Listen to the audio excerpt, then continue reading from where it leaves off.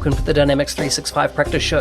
In this episode, I interview Brian Galicia and get the latest news on LinkedIn Sales Navigator and Dynamics 365. This is a follow-up podcast to the one on CRM audio last November with Joel Lindstrom and Steve Mordew. Brian is the global sales leader for sales automation and LinkedIn at Microsoft. He has a strong background in business process, customer relationship management, social and cloud solutions, and consults with many companies to utilize Microsoft solutions to enable digital transformation. To review the show notes for this episode, please go to nz365guy.com/62. Hey Brian, welcome to the show. Mark, thanks for having me. It's great to reconnect with you. Yeah, you too. I've known you, I think, about 7 odd years now. When I first met you back in 2012, I think it would have been up in Seattle. That's right. Yeah, so it's been a while. So tell me, how did you kind of get into Microsoft? How did your career kind of take that pivot? And if you like, how did you end up ultimately now in business apps? Yeah, so I've had, fortunately, a very fantastic career in sales and technical sales. And I actually didn't start at Microsoft, even though I've been here 12 years and it feels like an eternity, and it's been fantastic. But as most technologists and people in technology come about, I took several different hoops to get here. And my first job out of college, if you can believe it, was with a company that competed against a open source solution called Samba, which actually, knowing that you're from, I'm not sure if you remember that, but a company that was based in Australia that competed with us, where it provided interconnectivity file sharing on a Unix system compared to PCs or Novell machines. I mean, back in the day, if you can remember that, Novell and Macs. So that was my first foray when I graduated from college or university. And then through that, had many different opportunities to work at different companies. My first foray into business applications was at a company called Onyx Software here in Bellevue, a mid-market company, very successful. And then, of course, when the downturn of 2001 occurred, I was still employed, but realized, the writing's on the wall for the time I was there. And so bounced around, went to SAP, and then that was where I was at before Microsoft. My wife and I started a family, if you can believe it. My oldest daughter is almost 12, and so I know how long I've been at Microsoft through that process. So it's been a fun journey, but yeah, it's always been mostly around in software applications. And how I got to business applications, because of my SAP background and experience, I actually didn't start at Microsoft in Dynamics. I actually started in the SAP group because I sold SAP to Microsoft. Some people don't know that. I actually sold SAP to Microsoft. So they said, hey, if you're going to work for us, why don't you just help us deploy what you sold us? So I did that. And then I shortly realized, well, I'm not really an implementer. I'm more of sales, customer-facing engagement. So that was my first foray into Dynamics. And if you remember back in the day when we first started CRM, back before it was Dynamics 365 and we started in the cloud, I was fortunate enough to be one of the original incubation leaders driving CRM Online back in the day that now is morphed into now being standard cloud offering within Microsoft, where it's part of our 3 cloud offering we provide to customers. Yeah, so that had been CRM 2011, right? Actually, it was CRM 4.0. If you could believe that. So I just started right before release CRM 4.0. So CRM 3, I was actually, as a new person, I said, okay, if I'm going to help sell this, let me at least try to go through the certification process. So if anyone looks my name up, I actually do have a certification in CRM 3.0. Doesn't do me very much now, but when I started, that's when CRM 4.0 was coming out and the first foray into actually driving CRM in the cloud. And then 2011, to your point, 2011 was the first then cloud offering that then expanded CRM at the time to then be available in all the markets we know today, where Dynamics is available as a cloud offering. Wow. So what are the kind of key roles that you've had over the, let's say, the last 7 to 10 years in Microsoft, particularly around the whole business suite? What are those roles? Yeah, so in Dynamics, it started out as a pre-sales director, so leading an incubation team for having pre-sales people that, of course, as a customer or partners, you probably know those what were referred as TSPs, internally, technical solution specialists. And then from there, after the success we had with launching it in the US and Canada, a person in the product marketing team said, hey, Brian, we could use your skill set to launch this internationally to your point of 2011 because we wanted to expand it from 2 markets to several markets, 40 plus markets. And so that's when people sometimes still think I am in the product marketing team still because I'm so visible.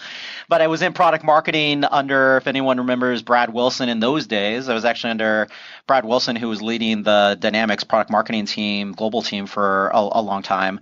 And then I got an itch to get back into the field, so I went to a compete role. So, of course, in enterprise, when we're competing with the likes of the typical ones that, of course, everyone knows, including Salesforce, they wanted to have someone with a deep business application background who actually has sold in the field to say, hey, how do we enable our broad Microsoft field sellers to effectively compete against the Salesforce and others? And then wanted to move from a global role back into the U.S. subsidiary, so I went back into a sales leader role, and then had the itch to say, I got to sell myself. I was getting involved in deals and realized, gosh, I would love to have the experience of I've sold in the past, but like actually holding my own bag. So I actually, for a year, took a specific field sales role.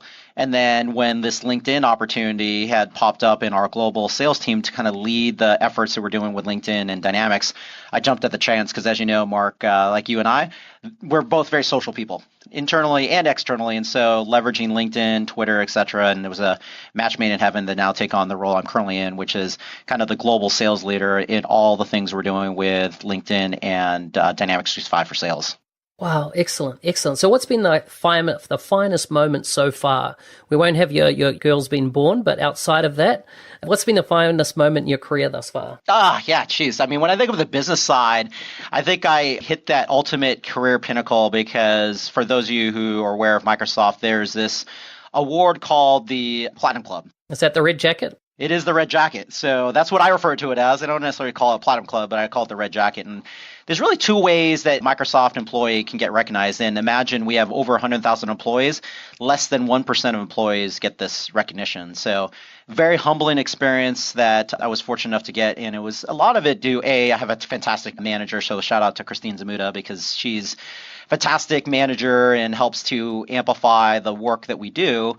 But in general, it's this opportunity where you either get recognized by your seller that sells a lot and had sold the value to customers and have been kind of far-reaching to anybody else within Microsoft, or how I got recognized was through a nomination process. So someone in the organization nominates the work that I'm specifically doing, and then it gets surfaced up to our senior leaders in the organization, and then people look at that and say, okay, who within, for example, Hayden Stafford's organization, who I report up through, says out of his team should get potentially recognized for this, again, humbling award. And so fortunately enough, I was able to get it. And again, team effort, there were so many people involved with it, not just my manager, the leadership team under Hayden and Dave Miller, but also LinkedIn and all my partners in crime across Microsoft that helped me get that recognition. Fantastic. Congratulations. It's so cool. I know it's a big deal in Microsoft. You know, I've seen various people get it over the years, and I remember at one point a guy in New Zealand got it, and it was definitely a big deal. So totally awesome. Thank you. Appreciate that. So tell me, let's talk a bit about Sales Navigator and the Dynamics 365 story. First of all, though, before we get into it, can you tell me a bit about modern selling? What do you class as modern selling, and how has it differed, if you like, than before the global financial crisis happened? Yeah, so I think all of us would agree, Mark, as sellers too. I mean, in your background and being exposed to Dynamics and also selling your services, selling professional services, etc., we've all been in this situation because we're all buyers ourselves. We always get sold to, whether we think we are or not. I think the age-old question of when you get a phone, the question I ask is when you get a phone call or an email from someone you don't know, especially now in the digital age, how often do you pick up that phone or respond to that email? And I would say probably if you're like me, probably 0% of the time. You get a phone number that calls on your mobile phone, and what do we typically do? It goes to voicemail. Like I don't know if you pick it up. I don't pick it up. No way, mate. It's going to voicemail. It's going 100%. to voicemail. Exactly. And same thing with the email. We get an email from someone, especially not just for the business side, but from personal experience, all these emails. And again, no fault to the marketing teams, but they're trying to sell the value and try to say, okay, we're going to do a shotgun approach and try to get as many people to respond to it. As a seller, if you try to do that, the likelihood of someone reaching out, especially when you say, hey, if I was to call you and say, hey, Mark, I'm Brian Galicia, I'd like to talk to you about CRM. I mean, granted, you know me, but if you didn't know me, if you're a customer, there is very little probability that you'd have a conversation with me because A, no value. Two, you may not even know what CRM is. And three, like, why would I talk to, in some cases, when I tell my daughters, don't talk to strangers, that's what ends up happening. So modern selling, my view of modern selling is you have to use digital to help understand the point of view that buyers or potential buyers are going under. And so what I mean by that is that, are you evaluating what people are posting? Are you doing your due diligence and understanding what a customer is doing even before talking to anyone? Are you doing that due diligence and then reaching out to people that you think may be interested in that conversation with a valuable point of view? So taking the approach of, is there someone that knows Mark? What has Mark recently posted? What's his podcast about? What are the things that he specifically cares about? And you take that approach to then do that reach out. And then, as we're talking about specifically LinkedIn, you can imagine LinkedIn, like all of us that utilize, that have as business professionals, put our profile on the platform. It is such a great way for a seller to get an advantage of utilizing that, along with other things, to get an understanding of who to talk to, when to talk to them, what type of conversation to have, because you're getting kind of intelligence and insights to drive that conversation. So to be a modern seller, you have to be somewhat of a digital seller and adding value at all times, not just trying to call someone to say, I'd like to sell you XYZ. Yeah, makes sense. So can you give me some background on the Microsoft relationship sales and how it kind of works with the LinkedIn Sales Navigator and Dynamics 365? Kind of what's that holistic story there? It is. And so I like to refer to it as if you're a customer and even thinking about how to modernize your selling approach or improve selling outcomes, it's all about taking your relationships and turning it into revenue. And so we all have relationships. So as sellers or people in an organization, we're humans. We all have connections with people. And so what if you can take some of those connections and turn it into an opportunity where you're enabling your sellers to know who within your organization broadly knows people that could help you with a conversation. But two, this is where the broader conversation comes in, because LinkedIn's, of course, an important piece, but it is the broad conversation that we can have as Microsoft, that we're empowering customers in a very unique scenario, which is we're the only company in the world that offers all the assets to help someone transform. And so what I mean by that is, question I ask, especially business leaders. So if you're VP of sales and you pause and you think, what tools do my sellers use every day to get their job done? And besides a cell phone, besides time and expense, besides, things that you and I are exposed to, besides knowing quota and knowing are we achieving that, I would say the first one would be email. So of course we email, any type of collaboration or productivity tool, whether it be Office or something else, you are utilizing some kind of productivity tool to get your job done. Two, of course, what you and I are very passionate about is business applications. Whether you're using a very sophisticated solution, modern solution like Dynamics, or you're utilizing something as simple as Outlook or Excel, you're utilizing some form of CRM solution to track customer activity, or you're tracking your focus time of who you're going to talk to. And then third, if you're a business-to-business seller, of course, the main topic of this conversation is LinkedIn. I would say that if you're a business seller, unless you're living in a cave, you definitely are going to LinkedIn to look up people's information. And so you think about that. What's the only company in the world that owns all three of those assets?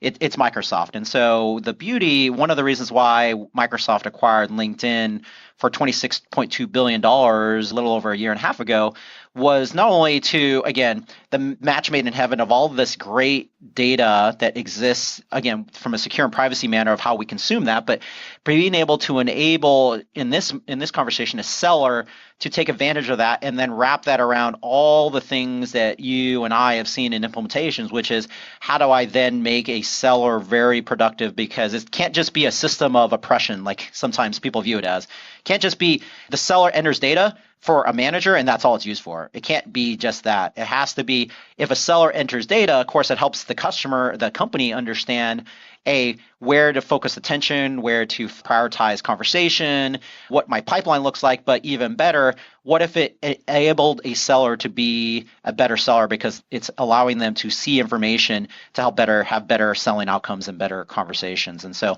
that's what really relationship selling is all about. It's about not just being able to package up LinkedIn into value to the customer, but being able to take all of these rich assets that Microsoft has and to turn it into a very compelling conversation to, again, drive better selling outcomes. So either the seller has bigger pipeline, has the opportunity to talk to the right people, has the right conversation, etc.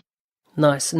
So, let's say I've got Sales Navigator and I've got LinkedIn. What are you seeing that people that are, what are the best practices that you're seeing where people are using these two tools together to, if you like, expand their potential reach or opportunity mix?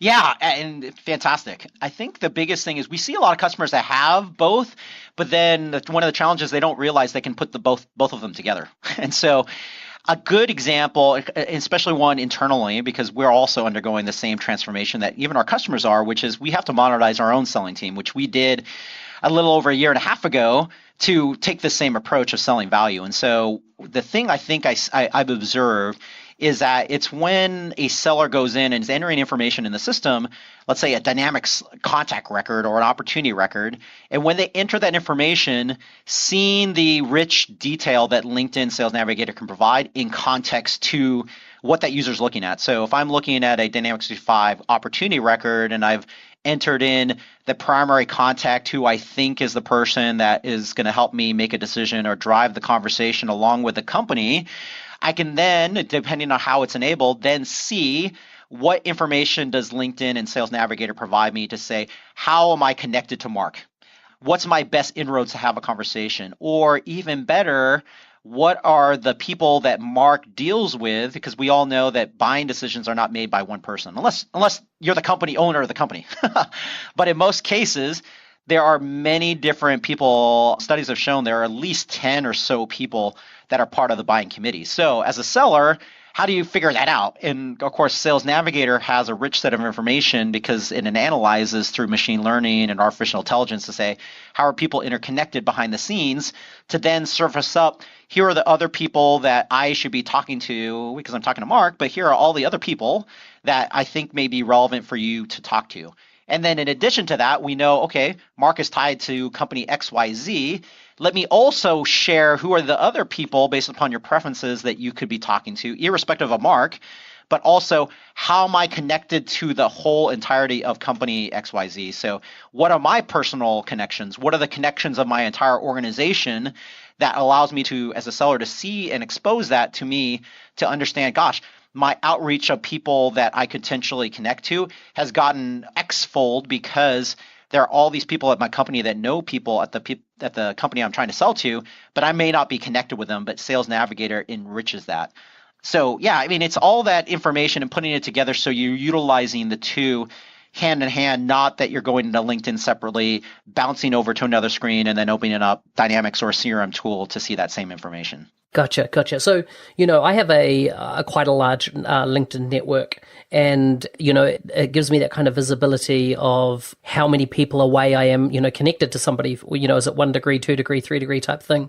Does Sales Navigator kind of allow you to get the jump on if you don't have a massive connection network yourself to drill in and get access to kind of an understanding that you wouldn't get like in the unpaid version? It does. And so that's a fair question that we get asked all the time. Like, hey, Brian, I use LinkedIn all the time.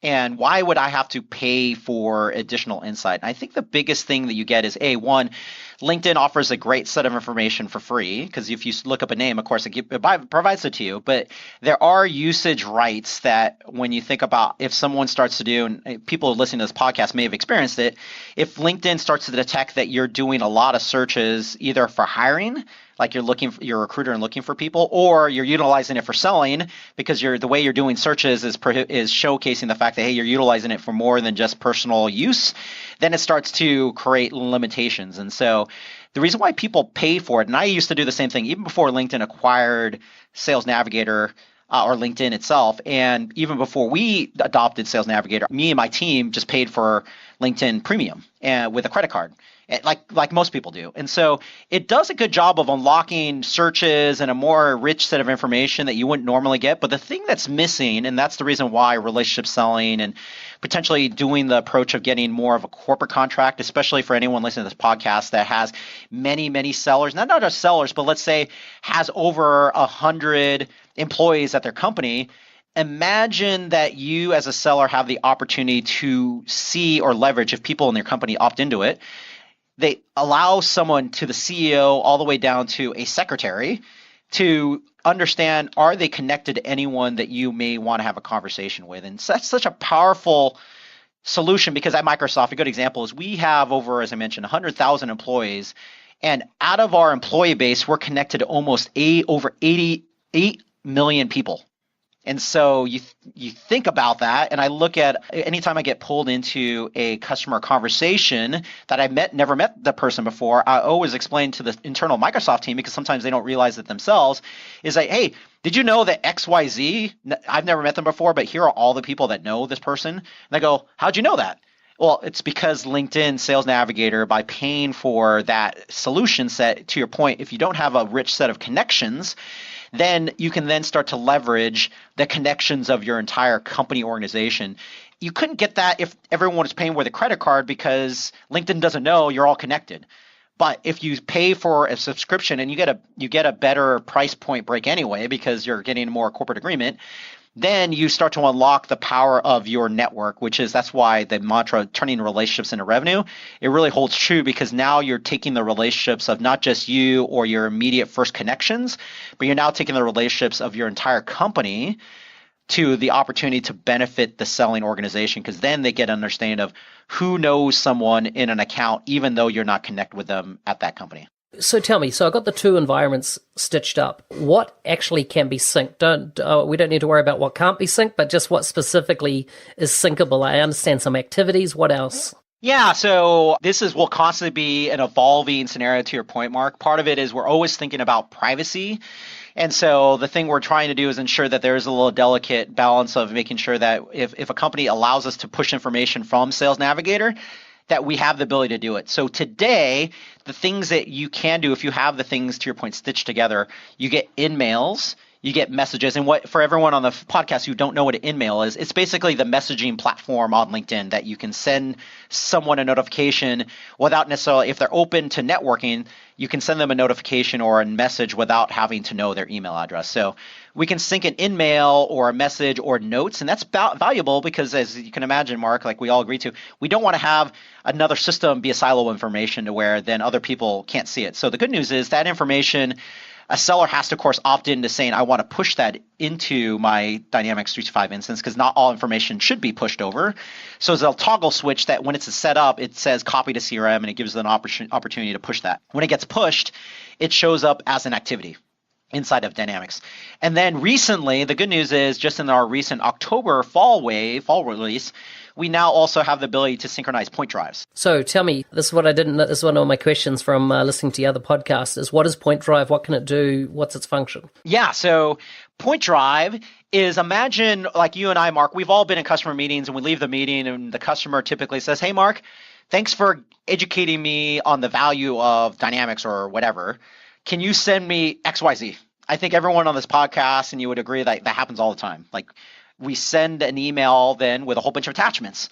The challenge with that is that as a seller, especially if you're in a sales role, the one thing you want to know is, are they actually looking at it? Like, what are they consuming? And then in particular, if the meeting went well, what typically happens is that person forwards that around so other people can look at it. Unless well, of course, as sellers, we don't typically, I've never done the rights, what's it called? Not rights protection, but the digital rights management? Yeah, exactly. The read receipt. Because no one responds to that, to be honest. Let's be all honest. Like, no one responds to that. Yeah, no one wants to know that. So this is a way that if someone opts into clicking on that link, basically, again, for privacy, of course, because we have international people, GDPR, we prompt the user to say, hey, if you click on this link, you are giving the opportunity for the person sending it to you to see what you're looking at. And so because it's being sent from LinkedIn, we all typically have LinkedIn already enabled on our phone, on our desktop, and there's a cookie there and it already has us signed in. So guess what? When you click on that, we have then the information to say, hey, Mark had clicked on this. And then we get to see the information to say, okay, he opened it.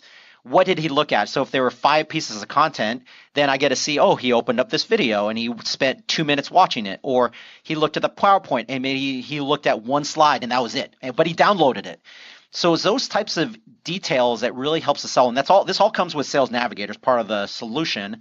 And it adds value. And then in addition to that, the value when it comes back into, again, synchronizing it back into why would you even push that into Dynamics, you can imagine it becomes, again, another data source that then allows a seller to understand what's the full rich health history as to what engagement has ever occurred with that person or that company. Gotcha. So this is it's more than what SlideShare does for LinkedIn, and it's really what was in OneDrive that got deprecated because I take it it's moved across to PointDrive, right? Well, OneDrive still exists, so as you can imagine. No. OneDrive had this functionality that you could publish files up to it, and then they took that functionality away about 18 months ago. They deprecated it as a document storage location and what you've just described is exactly, if you like, what was there. And then I take it this was a Microsoft bit of IP rather than LinkedIn's that's been surfaced? No, actually, it was a company that LinkedIn acquired before Microsoft acquired LinkedIn. So it was pieces of capability that was inherent to the solution that, again, will continue to be evolved, but it was a great match made in heaven when LinkedIn acquired them because it added additional value to the selling conversation. And think about account-based marketing, and that's a term that hopefully people on the podcast recognize. It's just another more focused way to have a relevant conversation in steps to say, here's the conversation I'd like to have with you. PointDrive is a useful scenario to enable that because it gives a seller an approach to send a very personalized experience to that user and then track what they're doing to then determine, okay, if they looked at it, what else would I then send as follow-up based upon the interaction that they just had with that PointDrive.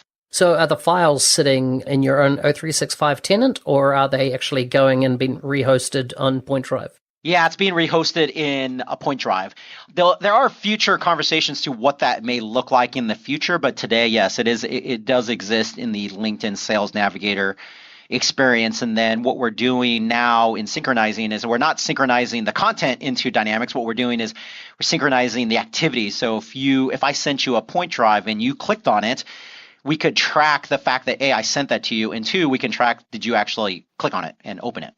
Yeah, brilliant. So tell me, do you have some success stories of companies that are using Sales Navigator and Dynamics together, and kind of like what are the outcomes? You can, of course, protect the names of the innocent, but kind of what industries and kind of what are they seeing from that, the successes from it? Yeah, I'll just mention the 2 publicly that we actually have case studies on, and again, there's nothing proprietary about it because it's actually out there. So a couple are Infosys, and hopefully everyone knows who Infosys is, big professional services organization. And the other one is a company called Park Place Technology, which is a provider of data center capabilities, but also they're a Microsoft partner as well. And so I think the biggest value that they've seen is the selling outcome, and exactly what we were at a high level describing, which is sellers are more effective in driving the right conversation because A, they're taking the time to understand who I should be reaching out to, because Sales Navigator gives you a rich set of filtering capabilities. Say, okay, here are my accounts I can sell to as a seller.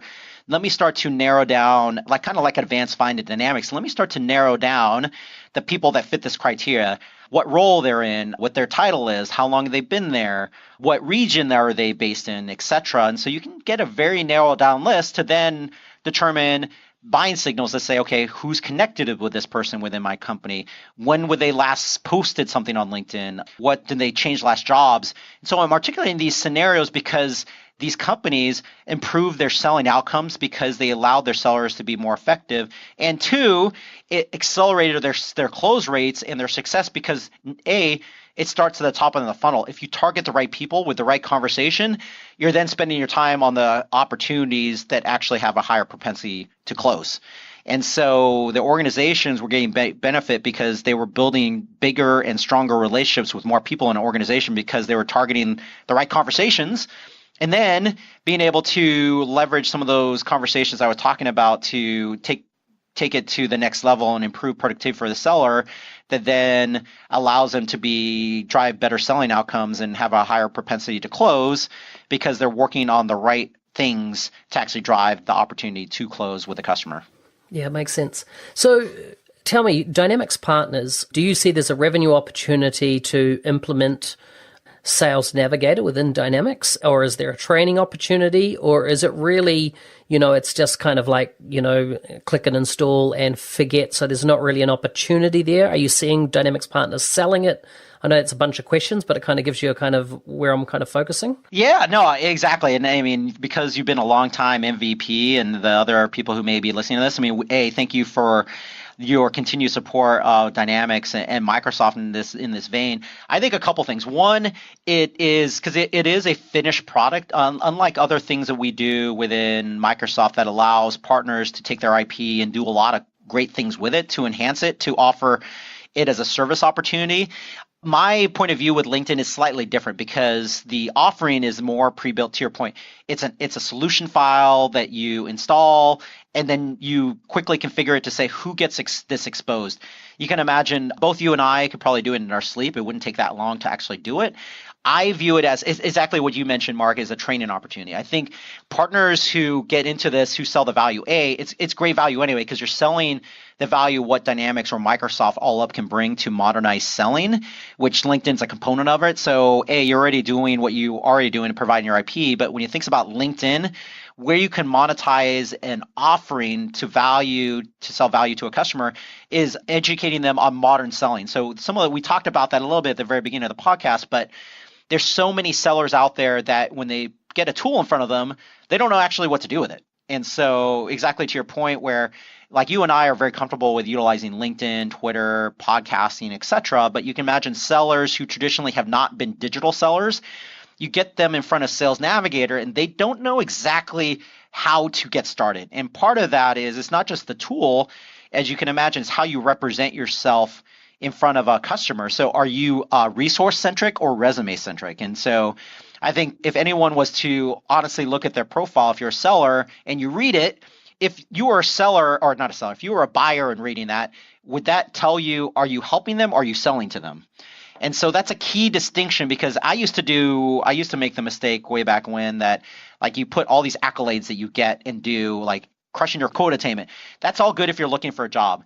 Not very good if you're trying to say, here's what value you can sell to a customer. So I'm saying that because partners have a great opportunity to coach sellers to be modern sellers. So it starts with a profile. It starts about outreach. It starts about how do you hold a conversation about selling value. You still have to be a good seller, but you have to change your mindset. And so change management and that type of training is really good.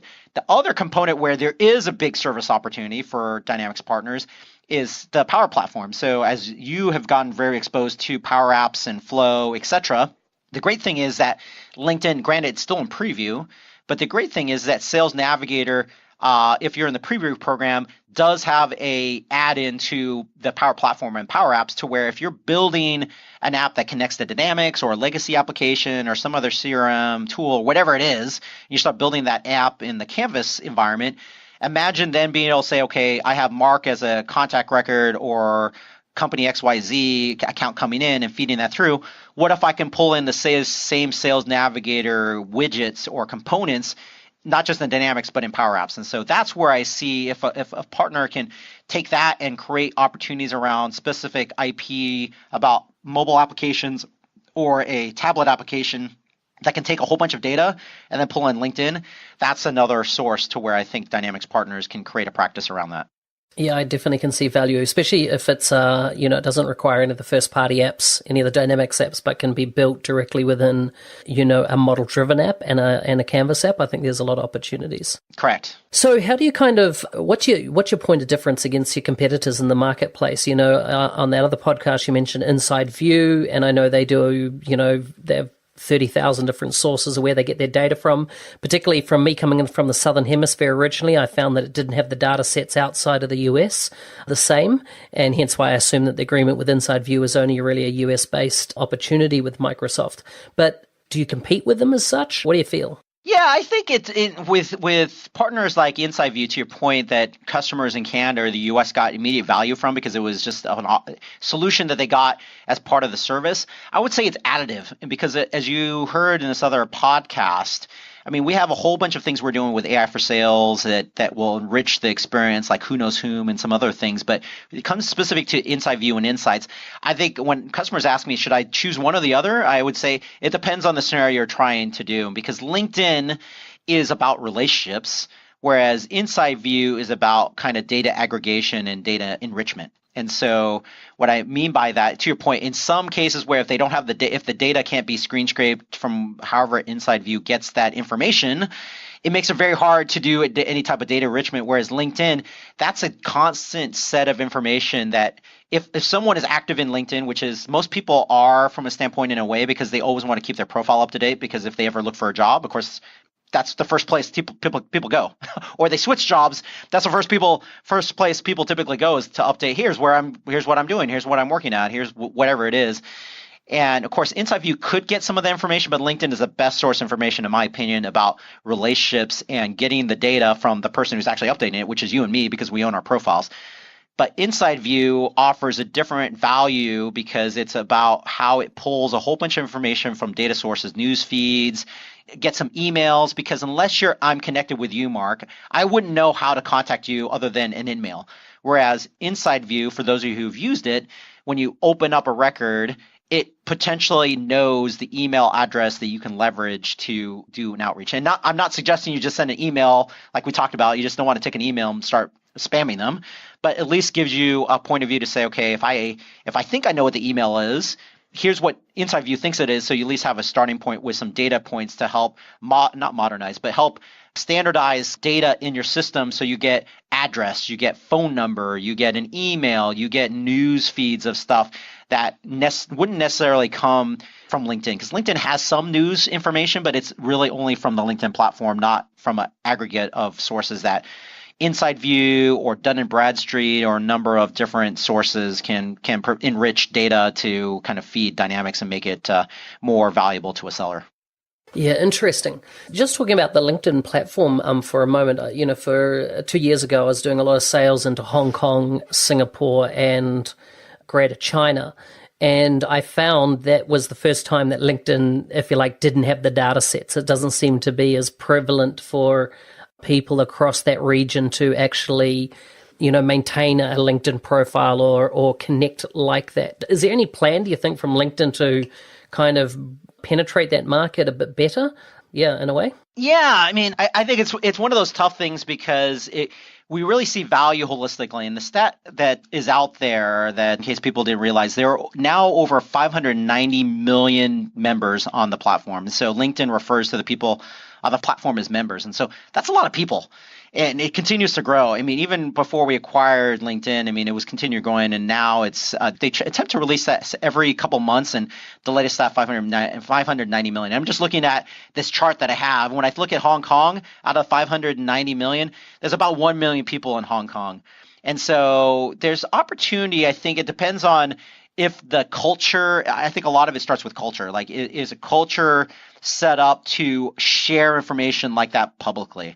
And I know in Asian markets, sometimes social isn't as active, or they view it as, okay, I don't want to utilize this tool unless it was built in my region or country, or it supports my language. Because we know that LinkedIn, they do offer multiple languages, but when it comes to Sales Navigator, and specifically, Sales Navigator doesn't have as many languages that Dynamics supports. And so in certain markets, we will always see kind of the laggard scenario where there's not as many people using it. But in kind of mature markets, we think about like the United States, 154 million people on the platform. It shouldn't be a surprise, but being able to imagine a global organization just tapping into a fraction of that, because they have insight about people based upon the relationships that may exist in their company. Yeah, would Europe have a similar size mix? It would. So I'm looking at like the European data, like UK, which I think that's where you're at now. 24 million plus people in the UK, 17 million in France, 11 million in Italy. So even Europe, mature markets, there is an appetite for people putting information there because it's not just about looking for jobs. It's about, as we all know, it's connecting. It's about building that really strong relationship with people over time to where you take that relationship that you may have face to face, but staying connected digitally like other socials tools provide. But in this one, this is, I think, in my opinion, the best one because it's business focused. It's business professionals trying to connect with other business professionals. Yeah, nice. Before we get on to some quick fire questions, which I like to end with, is there anything that we've not discussed that you'd like to add? No, I just think I appreciate the opportunity, Mark. I think in general, when people think about LinkedIn, I think the number one thing people should think about is we've talked a lot about selling, but there's so many other things that you're hopefully customers and partners would see value of where LinkedIn is going with Microsoft. And so to allude to that is simple things like the Office experience. If you sent me an email, and what if again, the whole idea of staying in context of the record, we want to enrich the experience with a whole bunch of data sources from different kind of graphs. And LinkedIn is just becoming another graph to where if you send me an email and I just hover over your contact record in Outlook, it has nothing to do with Dynamics, I can see your LinkedIn profile without having to leave the experience. And so I think the biggest thing that we're doing is just, again, creating enrichment experience so customers, regardless of you utilizing Microsoft scenarios or not, we are constantly trying to figure out how do we, in privacy secure manner, being able to take that information and expose it in different Microsoft scenarios to add value back to you. Yeah, sounds so good. So good. So just some quick fire questions for you. They don't have to be business specific or technology specific, but what's the probably number one book you'd recommend to people most and why? I think the book I'm reading is, wouldn't you know it, I can't remember the exact name of it, but it was written by a former Navy SEAL. And it's about how do you drive leadership in different ways. And you can imagine in Navy SEALs ops, the whole idea of the stuff they go through and the type of scenarios that they're faced with that happen is just that type of information. Darko, you can imagine, I visualize because it's at home. Extreme Ownership. Yeah, thank you. Thank you. Exactly, Mark. So I'm not sure if you've read it or not. I completed it on the 26th of January this year. Oh, fantastic. Yeah. So you probably agree with me. I think that's a fantastic type of read. And I don't know, I just get inspiration from those types of things. And I would say if you haven't picked up that book, I think because we're hitting the holidays, great Christmas gift to just even outside the military stuff, as you can attest to, it's a great leadership book. Yeah, totally awesome. And I don't know if you've ever searched for his name on Spotify, but he's quite interesting to listen to him. Yeah, I'll have to do that because I see him on Twitter because he, as you know, with Navy SEALs, they have a very regimented approach. And one of the things he does is he wakes up at 4:30 in the morning every day. He uses a machine. He takes a picture of his digital. I mean, he doesn't even have like an Apple Watch. He has a very old school. I think if all of us way before smartwatches had those old school digital watches, he has one of those that he takes a picture of every morning saying, hey, I'm up at 4:30 at the crack of dawn doing what I need to be doing. Okay, what's your favorite app and why? Well, I think I'm biased because the one app I use all the time is LinkedIn. I mean, because it gives me an opportunity to stay connected and see what people are doing. And that's part of the reasons why how this got started, Mark, is like you've been so successful in showcasing and having various guests on your podcast that I said, wait a second, I got to reach out to Mark. It's been a while since I've talked to you. If you're open to it, I should get on your thing. And the reason why I saw it is because hey, we're connected on LinkedIn, and I see all the posts that you're making or commenting, and of course, when you have podcasts go out, I see it. Awesome. Do you have any kind of daily rituals that kind of set you on the right path for a successful day? Yeah, I think it's gratitude. I think one of the things that people happen is that I always, no matter what day we're having, because we all have tough days, good, bad, and different. I always try to stay grounded to say, okay, with everything happening in the world right now, and you can imagine, Mark, with all the things you hear about what's happening in the U.S. from, different things, fires, shootings, governmental situations. It's like, it makes you go, geez, what's going on here? I think for me, it's like, okay, there could be worse things, but it's always about gratitude. So I wake up every morning and I pause when I put my feet on the ground, and before I do anything, I just pause thinking various things about, there's so many things I should be thankful for when I wake up every day. So good. I like it. Who do you recommend as a guest for the podcast in the future? There's so many to choose from. I think if I were you, I would love to see, like, you get one of the leaders, the trifecta of Microsoft, and whether that be Hayden Stafford from a selling perspective, James Phillips from R&D, or Alyssa Taylor from our marketing team, or all three of them somehow. Okay, so I've had James on already. Okay, great. I had him back in, what was it, February this year, I think it was.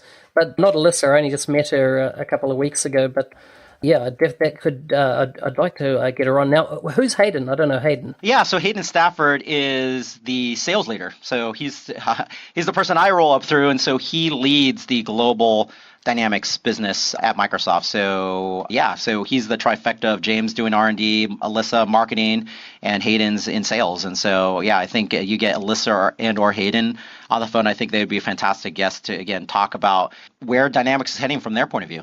Yeah, sounds awesome. Brian, it's been awesome to have you on the show. I know what the answer is going to be, but where can people find you online? Yeah, I think a combination. Thank you for asking, Mark. I think a couple things. Of course, I'm on LinkedIn, so feel free, if you're listening to this, send a personalized connection. I always tell people, if you're using LinkedIn, it's great, but make sure your personalized connection. So say you listen to the podcast with Mark, we can connect. It's just www.linkedin.com/in/Brian, Brian, Galicia, Galicia. Or like Mark, I'm on Twitter as well. So if you want to follow me on Twitter or connect with me on Twitter, that would be great as well.